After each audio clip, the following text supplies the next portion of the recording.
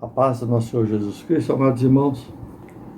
Graças nós damos ao nosso Deus por mais essa rica oportunidade que Ele nos concede de nos apresentarmos a Ele, de buscarmos a Sua presença. E cremos que o Espírito Santo de Deus está no nosso meio e que Ele tem o poder para transformar, curar, libertar, para nos ensinar e para nos dar a direção ao qual o nosso Deus deseja que venhamos a seguir. Vamos orar ao nosso Deus. Pai amado, Pai querido, agradecemos a Ti, Senhor, por esse momento. Agradecemos a Ti, Senhor, por todos os dias que o Senhor tem nos concedido e buscarmos a Tua presença e podemos falar com o Senhor. Agradecemos a Ti, Senhor, porque em tudo o Senhor tem nos sustentado, mesmo nós não sendo merecedores. A Sua graça, a Sua misericórdia tem sido para todos aqueles que creem em Ti, para todos aqueles que confiam no Senhor, que querem fazer o Seu querer, a Sua vontade. E sabemos, Deus Todo-Poderoso, que esse é o desafio que nós temos contra a nossa carne. Nós queremos fazer o Seu querer, a Sua vontade, mas muitas vezes o nosso orgulho, a nossa soberba, o nosso eu, tenta a todos os momentos nos tirarmos da Tua presença, aquela presença que devemos fazer o Seu querer, a Sua vontade e não a nossa. Mas a Sua palavra, Senhor Deus Todo-Poderoso, tem nos ajudado a compreender o Seu desejo. E ela tem nos mostrado o caminho ao qual devemos seguir. Que nesse momento, Senhor, o Teu Santo Espírito que está no nosso meio, venha nos ensinar, nos corrigir, venha com a Sua presença transformar o nosso caráter, para que possamos ter o caráter igual do nosso Senhor Salvador Jesus Cristo. Amém. Bem, irmãos, estamos no mês de dezembro, onde se comemora o nascimento do nosso Senhor Jesus Cristo. A Bíblia não nos fala exatamente se é esse mês, em qual data é, mas nós vamos louvar, engrandecer o nosso Deus, porque o nosso Senhor Jesus Cristo, há anos atrás, há milhares de anos atrás, ou há 2.000 anos atrás, deixou o seu trono celestial, à destra do Pai, e veio viver no nosso meio. E nós sabemos qual é o motivo dessa vinda do nosso Senhor Jesus Cristo. Então, irmãos, para falar alguma coisa, porque como falar de Jesus, né? O apóstolo daqui Mateus, deixa eu ler primeiro o versículo, Mateus 4,17, que diz assim: Desde então começou Jesus a pregar e a dizer: arrependei-vos, porque é chegado o reino dos céus. Bem, irmãos, o que nós vemos aqui, o apóstolo lá Mateus, ele começa lá com o seu livro dizendo que o nosso Senhor Jesus Cristo é da descendência de Davi e que Davi é da descendência de Abraão. E ele diz que a linhagem de uma pessoa prova a sua posição.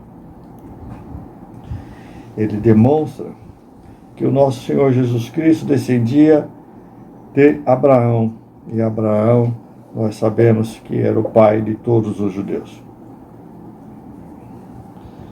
E o livro de Mateus, ele nos apresenta o nosso Senhor Jesus Cristo como sendo o verdadeiro rei e Messias, e que esse rei e Messias reinará para sempre.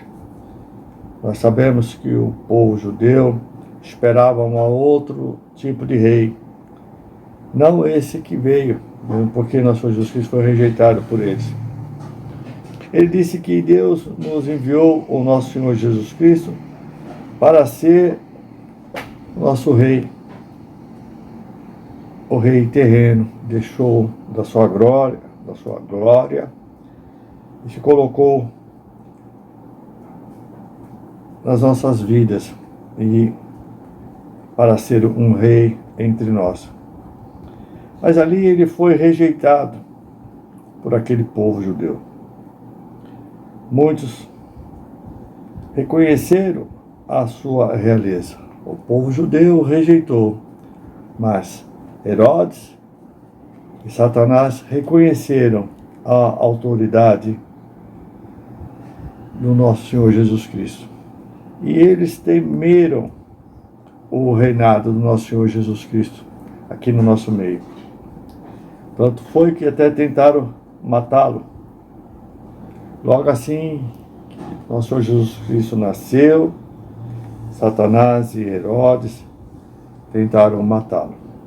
Mas havia aqueles 3 reis magos que, sabendo também da autoridade do nosso Senhor Jesus Cristo, levaram para eles aqueles presentes. Então, o nosso Senhor Jesus Cristo veio à Terra para dar início ao seu reino. E esse reinado será totalmente estabelecido quando ele voltar. Ele irá governar com todos aqueles que estão sendo fiéis a ele. Ele se apresentou àquela nação de Israel, porém, ele foi rejeitado, ele foi acusado, preso, condenado e crucificado. Mas ele demonstrou o seu poder sobre a morte por meio da sua ressurreição. E com isso, ele nos deu o acesso ao reino de Deus, o seu Pai. E ele é o nosso governante supremo dos céus e da terra, dos seres humanos e dos anjos. Ele foi enviado por Deus, seu Pai. Então nós devemos reconhecê-lo como nosso Senhor e Salvador. E que a única maneira de entrarmos no reino de Deus é pela fé no nosso Senhor Jesus Cristo, crendo que Ele nos livrará dos nossos pecados, que Ele irá mudar as nossas vidas. Então, devemos tudo fazermos para entregar a Ele mais do que tudo que temos, estando cada um de nós preparados para a sua volta. E o nosso Senhor Jesus Cristo tem nos mostrado, através da sua palavra, os verdadeiros ingredientes da fé. E Ele nos ensina como nós devemos nos prepararmos para o seu reino eterno. Então devemos, cada um de nós, praticarmos aquilo que temos pregado. Seu ministério começou na cidade de Belém, mas ali, mediante as ameaças, Deus enviou o anjo, porque queriam matar nosso Senhor Jesus Cristo. Enviou um anjo a José, e ali José se reuniu com a sua família e fugiu para o Egito. Mas quando aquele rei Herodes, o rei que era dirigido por Satanás, morreu, o anjo disse para eles voltarem. E sob a orientação de Deus, eles voltaram e se estabeleceram em Nazaré, na Galileia. E ali ele foi batizado nas águas por João Batista. E logo depois disso ele foi ao deserto meditar, e ele foi tentado por Satanás nesse deserto. Ele venceu Satanás e ele começou a ministrar em Cafarnaum, ensinando e curando as pessoas. Na cidade de Gadara, ele curou 2 homens endemoniados. Alimentou mais de 5.000 pessoas, multiplicando 5 pães e 2 peixes. E ele visitou ali muitas cidades vizinhas. ministrando a palavra e curando os enfermos. Ele desde o início pregou dizendo o que eu li agora: arrependei-vos porque é chegada do reino dos céus. Então, irmãos, essa mensagem é a mesma nos dias de hoje. E o que essa mensagem aqui nos diz? Essa mensagem implica em nós abandonarmos o nosso desejo de controlarmos a nossa vida. E devemos aceitar a mudança e passarmos a vivermos de acordo com a direção e o controle do nosso Senhor Jesus Cristo. Aquele povo precisava se arrepender dos seus pecados, abandonar o seu egocentrismo, porque isso nos leva a pecados como a mentira, como a trapaça, o roubo, a fofoca, a vingança e a intransigência quanto à imoralidade sexual. E o primeiro passo que possamos dar é nesse tempo o mesmo. Aquele passo que eles teriam que dar é o mesmo passo que nós temos que dar. Primeiro nós temos que admitir os nossos pecados, como João Batista exortava.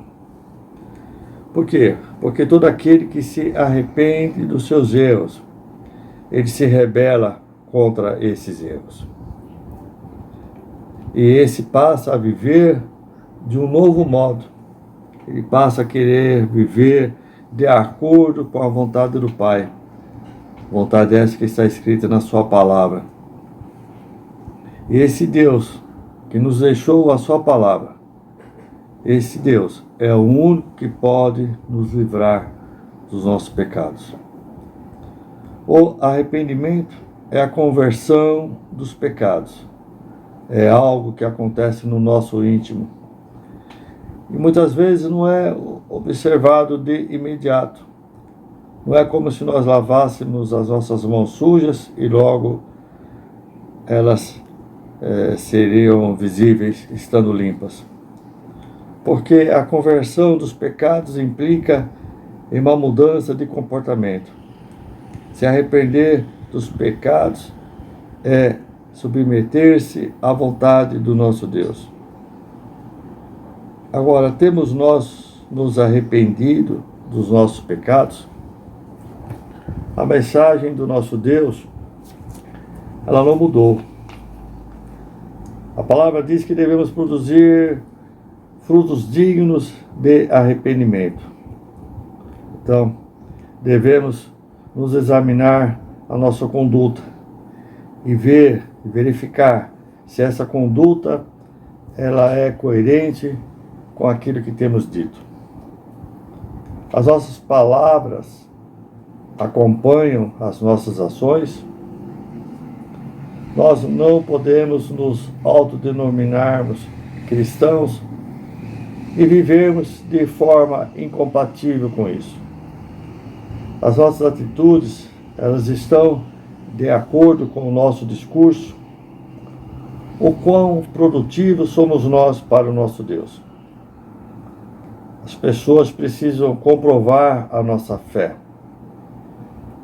O nosso Deus nos chama para sermos obedientes a Ele.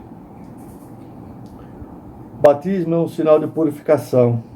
Indica que a pessoa se arrependeu dos seus pecados, que esse pediu perdão a Deus e que esse decidiu que quer viver da forma que Deus deseja. O batismo é um sinal exterior, mas para que esse batismo seja eficaz, deve ser acompanhado de uma mudança de pensamentos, de uma mudança de atitudes, porque essas mudanças é que irá nos conduzir a uma nova vida. E essa obra de nos levarmos a uma nova vida é a obra que o Espírito Santo de Deus fará em cada um de nós. Seremos produtivos ao nosso Deus se obedecermos os seus ensinamentos, resistindo às nossas tentações e compartilhando a nossa fé com os nossos semelhantes. Não podemos dizer que somos povo de Deus apenas nominalmente. Isso só por si só não terá valor algum. Se não pudermos comprovar a nossa fé, mostrando que somos árvores frutíferas, agora temos produzido bons frutos, estamos produzindo uma safra de boas obras para o nosso Deus, precisamos estarmos dispostos a desistir dos nossos planos para que com isso venhamos a participar dos planos do nosso Senhor Jesus Cristo. Não basta a nós conhecermos os seus ensinamentos, os seus verdadeiros seguidores o amam e a ele obedecem.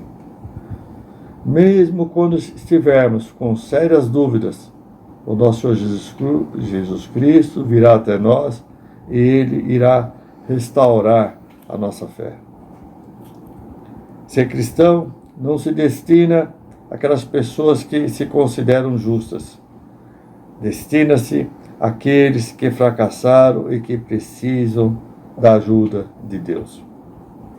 O nosso Senhor Jesus Cristo admira e respeita a nossa honestidade. Mas precisamos confessar ao nosso Deus nossos pecados e deixá-lo. O poder transformador do nosso Senhor Jesus Cristo, esse poder está à disposição de todos. Os seguidores do nosso Senhor Jesus Cristo o seguem porque nele creem. Os discípulos perguntaram a Jesus Cristo: quem pode salvar-se? Isso está em Lucas 18, 26. E nosso Senhor Jesus Cristo lhe respondeu dizendo: as coisas que são impossíveis aos homens são possíveis para Deus. E Jesus Cristo lhes disse que se alguém teve que desistir de algo para segui-lo, esse alguém será recompensado nessa vida e na vida futura. Então, irmãos, nós não vamos ficar pensando muito naquelas coisas que nós desistimos, porque era contrário à vontade do nosso Deus. Vamos pensar nas coisas que nós ganhamos com o nosso Deus e naquelas coisas ainda que iremos ganhar pela graça e pela misericórdia do nosso Deus. Então, vamos dar graças ao nosso Deus por tudo isso, porque nada o que temos feito pode exceder a generosidade do nosso Deus. No presente diário do dia 12, Jeremias 15, 16, diz assim: quando as suas palavras foram encontradas, eu as comi, e elas para mim é o regozijo e alegria do meu coração. Então, irmãos, nós vemos que comer é muito bom, e dá prazer em comer, e que comer sacia as nossas necessidades que todos nós temos. E porque para nós comer não é uma obrigação chata, é uma obrigação prazerosa. Agora, por que na hora de nós comermos o alimento espiritual, para muitos parece apenas um ritual monótono e vazio? Agora, como iremos obtermos as bênçãos espirituais do nosso Deus com esses sentidos? Ritual, monótono e vazio. Todos nós sabemos que uma vida com o nosso Deus é para nos libertarmos do mal que há em nós. Mas quando nos alimentamos das palavras do nosso Deus, o Espírito Santo de Deus nos enche de alegria e recebemos dele o seu amor e o seu favor. diz que comer algo que apenas dá prazer, mas não nutre, é prejudicial. E que a prática da leitura da Bíblia sacia a nossa necessidade espiritual e ela nos enche de prazer. O salmista no Salmo 119, 97 e diante, diz assim: Ah, quanto amo a tua lei! É a minha meditação em todo dia. Tu, pelos teus mandamentos, me fazes mais sábio do que os meus inimigos. Desviei os meus pés de todo mau caminho, para observar a sua palavra. Ele diz que quão doces são as suas palavras ao meu paladar, mais doces que o mel à minha boca. O sábio, irmãos, é aquele que permite que os ensinamentos de Deus venha lhe dirigir. E nós nos tornamos mais sábios que os nossos inimigos, quando assim buscamos. Precisamos estudar a palavra de Deus para que cada um de nós enxergue com clareza, para que assim possamos permanecer, cada um de nós, no caminho certo. A palavra, ela nos faz olhar bem mais longe, além do que é possível vermos nesse momento. Mas nós já sabemos que tudo já está garantido a nosso favor pelo nosso Deus. E aí, me veio que essa passagem é como aquele que descobre um tesouro escondido no campo. E ele esconde depois de achá-lo. Então ele se alegra e vende tudo o que tem e compra aquele campo. Então, irmãos, a palavra do nosso Deus, ela é como um tesouro. Nós precisamos fazer de tudo para a termos em nossas vidas. O homem que havia descoberto o tesouro, ele tropeçou nele por acidente, mas ele conhecia muito bem o seu valor. Por isso ele vendeu tudo que tinha para comprar aquele campo. Nós temos conhecimento do tesouro que o nosso Deus tem nos colocado. Então, irmãos, a igreja do Senhor precisa compreender o porquê que o nosso Senhor Jesus Cristo deixou o seu trono celestial e veio viver naquele tempo no nosso meio. E precisamos também compreender e ter a certeza de que o nosso Deus vai voltar para buscar a sua igreja. E que nós precisamos estarmos alerta, porque a qualquer hora a trombeta vai soar. E para quem deseja estar preparado, precisa estar vigilante e atento com a sua vida, praticando verdadeiramente uma vida cristã, atento às questões ao seu redor, orando em todo o tempo e estando em contato permanente com o nosso Deus. Irmãos, todos nós sabemos que Satanás ele tem um propósito muito firme. O seu desejo é que nós não venhamos a ter uma vida eterna com o nosso Deus. E ele irá colocar todas as situações e obstáculos para que nós não venhamos a receber do nosso Deus as suas promessas. Amém, irmãos? Então, irmãos, como diz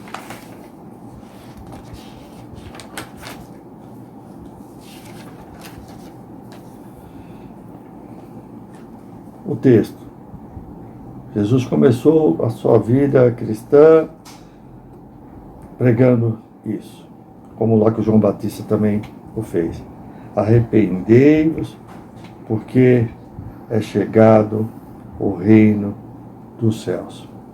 Então, irmãos, nosso Senhor Jesus Cristo nasceu, foi crucificado, ressuscitou ao terceiro dia, Ele já tem tudo preparado. Nosso Senhor Jesus Cristo não veio passar umas férias aqui na terra. Ele veio se dar como sacrifício. E todos nós sabemos as coisas que nosso Senhor Jesus Cristo tem feito por cada um de nós. Então, vamos adorar ao nosso Senhor Jesus Cristo da maneira correta, da maneira que é certa, fazendo o seu querer, fazendo a sua vontade e não a nossa vontade. E tomando cuidado, porque Satanás está ao nosso derredor para nos tragar, para nos tirar a bênção de um dia podermos estar face a face com o nosso Deus. Então, irmãos, que cada um agora vai no seu cantinho, busque a presença de Deus. Nosso Deus está presente no nosso meio. E Ele tem o poder para realizar grandes coisas nas nossas vidas. Amém, irmãos? Agradeço a oportunidade no nome santo do nosso Senhor Jesus Cristo.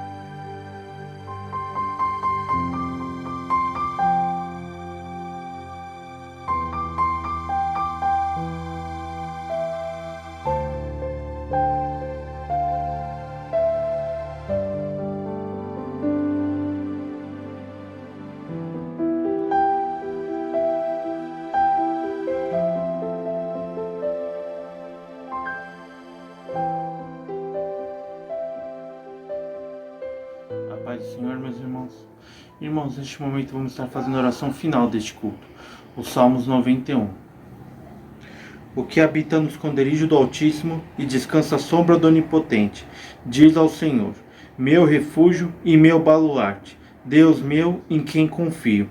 Pois ele te livrará do laço do passarinheiro e da peste perniciosa, cobrir-te-á com suas penas e sob suas asas estarás seguro. A sua verdade é pavês e escudo. Não te assustarás do terror noturno, nem da seta que voe de dia, nem da peste que se propaga nas trevas, nem da mortandade que assola ao meio-dia. Caiam 1000 ao teu lado, e 10.000 à tua direita. Tu não serás atingida. Somente com os teus olhos contemplarás e verás o castigo dos ímpios. Pois disseste, o Senhor é o meu refúgio. Fizeste do Altíssimo a tua morada. Nenhum mal te sucederá, praga nenhuma chegará à tua tenda, porque aos seus anjos dará ordens ao teu respeito, para que te guardem em todos os teus caminhos. Eles te sustentarão nas suas mãos, para não tropeçares em alguma pedra. Pisarás o leão e a áspide, calcarás aos pés o leãozinho e a serpente. Porque a mim se apegou com amor, eu o livrarei, pô-lo-ei a salvo. Porque conhece o meu nome. Ele me invocará, e eu lhe responderei. Na sua angústia eu estarei com ele, livrá-lo-ei e o glorificarei. Saciá-lo-ei com longevidade e lhe mostrarei a minha salvação. Amém. A paz do Senhor, meus irmãos.